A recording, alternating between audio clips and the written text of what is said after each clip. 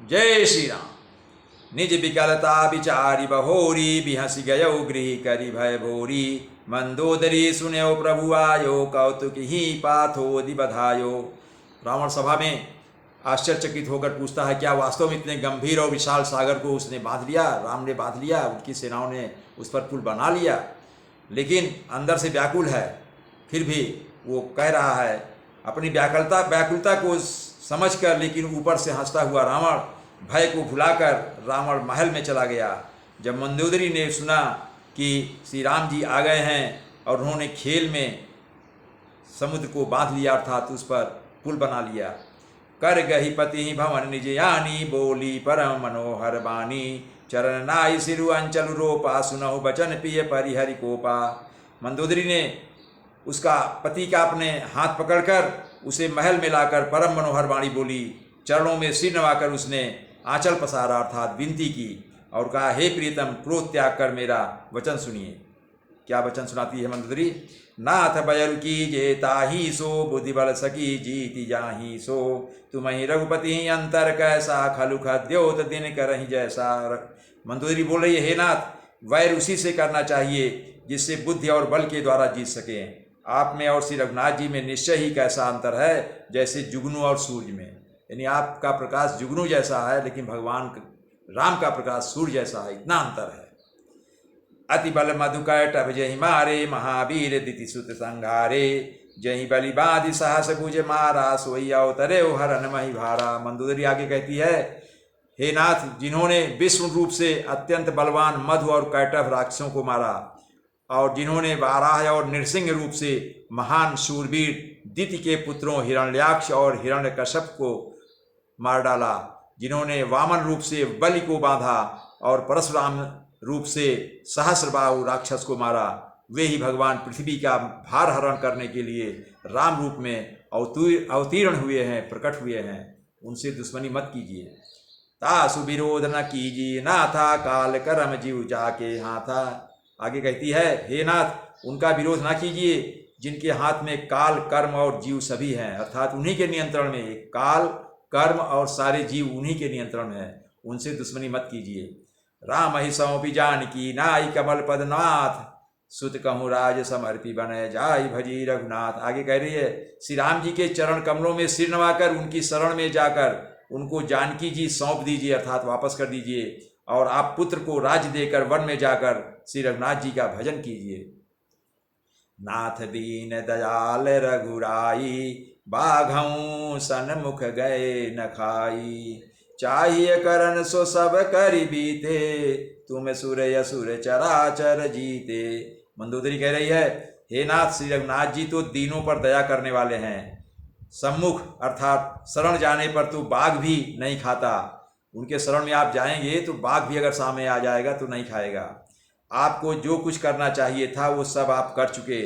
आपने देवता, राक्षस, चर और अचर सभी को जीत लिया है। संत कहाई यस नीति दशानन, चौथे पन जाई निप कानन। तासु भजन कीजिए ता भरता, जो करता पालक संहरता। मंदोदरी कह रही है, हे दशमुख, संत जन ऐसी नीति कहते हैं कि चौथेपन अर्थात बुढ़ापे में राजा को वन में चला जाना चाहिए। हे स्वामी, वहाँ वन में आप उनका भजन कीजिए जो सृष्टि के रचने वाले, पालने वाले और संहार करने वाले हैं। उन राम का भजन कीजिए।